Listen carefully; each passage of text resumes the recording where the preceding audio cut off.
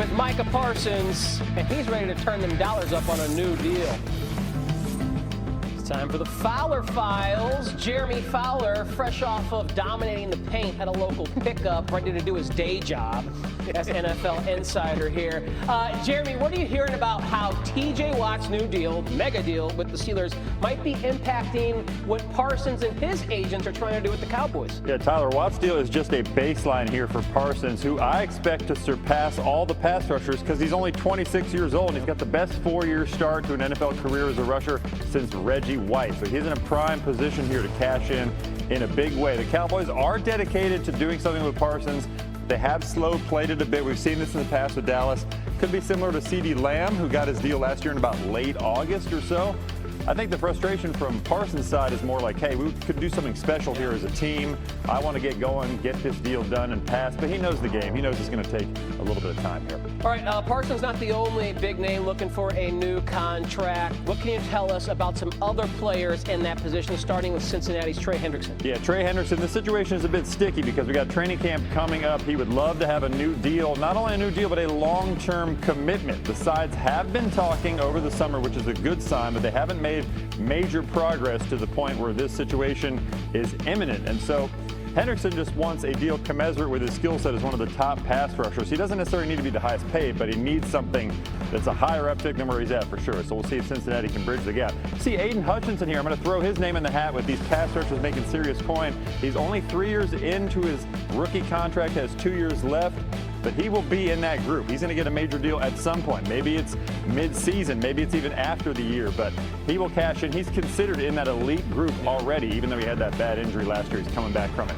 Let's pivot to receiver, Terry McLaurin. So he's frustrated. You heard him this week talking about how there's no deal. He would like progress being made. There hasn't been. I'm told that's only scratching the surface of the issue here because the wide receiver market has jumped into that $30 million range. My sense is McLaurin feels Washington hasn't really been willing to acknowledge that. So if they're not, it's almost like he's taking a pay decrease because he's a year from free agency. So something's going to have to give here. Cooler heads should prevail. They want McLaurin there. They're not trading McLaurin. That was made clear to me from a source with the team. All right, McLaurin in the final year of a $68 million extension he signed back in 2000. Can't get up, and many rookies have already reported to training camp. So let's do something we're calling the Rookie Report. Harry, Kevin, D. Wood, and Neek with me.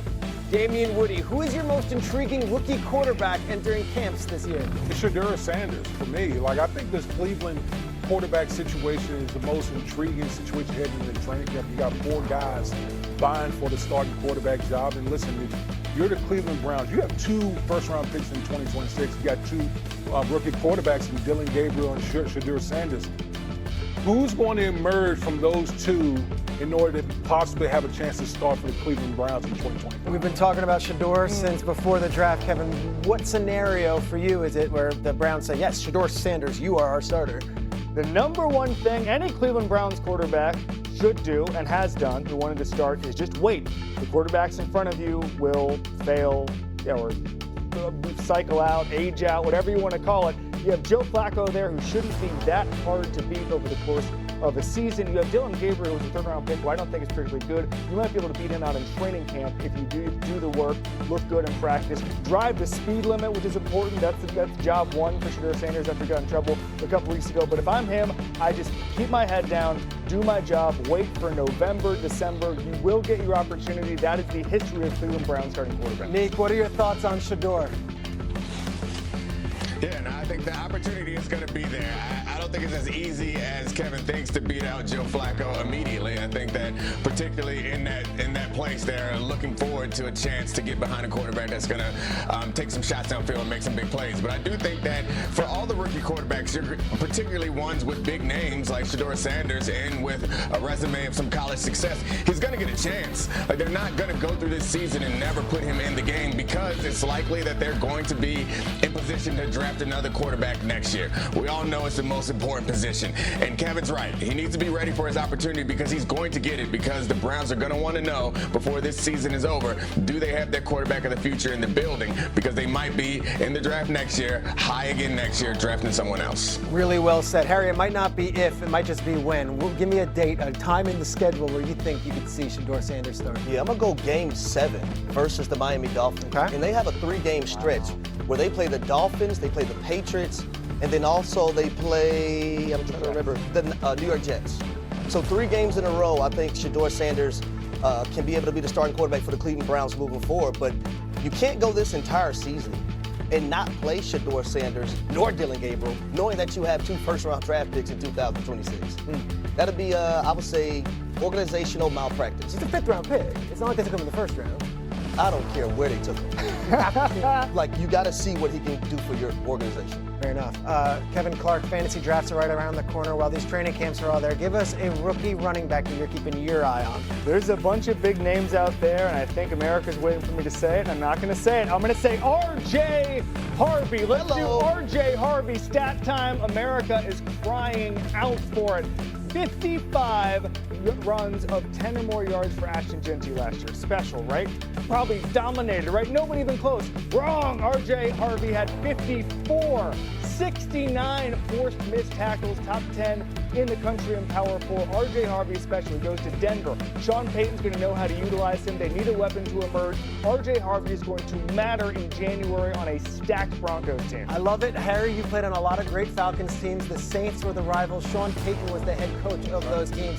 How does Sean Payton use his running backs, and why does R.J. Harvey fit so well? So he loves to do it by committee, and I can't help but think about the days when they had Pierre Thomas. You also had Mark Ingram and Darren Sproles all in the running back room together, and Sean Payton utilized all those guys to the best of their abilities in their skill set. He never exploited their weaknesses, and I just love Sean Payton making this draft pick because I thought this was a glaring need for the Denver Broncos in 2025, along with the tight end position. But R.J. Harvey is a guy that's low center of gravity. He can hide behind offensive linemen, and he's not just a guy that you can hand the football to, but you can also get the football to in the pass game. So you can utilize him in multiple ways, and I love what he brings to the table for the Denver Broncos for 2025. I challenge you folks to find another show talking R.J. Harvey in the second conversation of the morning. That's what we do. Let's get back to the NFC, though. Neek, give us a wide receiver that you're keeping your eye on that is a first-year player.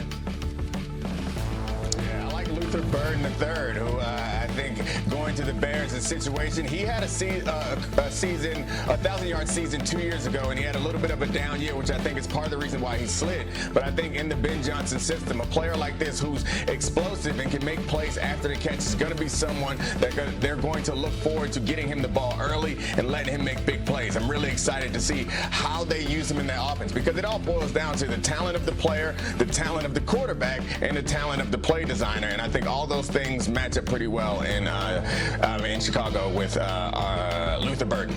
Neek, we've been talking all week here about the other 3 teams in the NFC North. What's the ceiling for the Chicago Bears in that division this year? Yeah, I think the Bears are going to win the division. I know I'm alone on this island. Whoa, I like it. I like it. You talked a bunch about R.J. Harvey and how good he was going to be, and you failed to mention one of the huge reasons why it's going to be good. It's the O-line. The O-line is good. And I think the same thing is true of the Bears. Their O-line is very talented, and I think if you can turn that O-line into something close to what they had in Detroit under Ben Johnson, this offense is going to be unstoppable. And I think Caleb Williams is an incredibly talented quarterback who had a rough start. Reminds me a little bit of Jared Goff, who was an incredibly talented quarterback who had a rough start and then turned into a very good quarterback for 2 different teams. I think this system is going to work out well for Caleb Williams. They're going to take all the pressure off of him, and I think the only question is he going to understand when it's time to put on the cape and do something magical and take a chance and maybe get sacked, and when it's time to live to fight another day. And I think it helps if they can run the ball and they have receivers that you can get the ball to early that can make plays for Caleb. Kevin, they made a big splash with Ben Johnson being the coaching hire. Obviously, he's there for Caleb Williams to get better.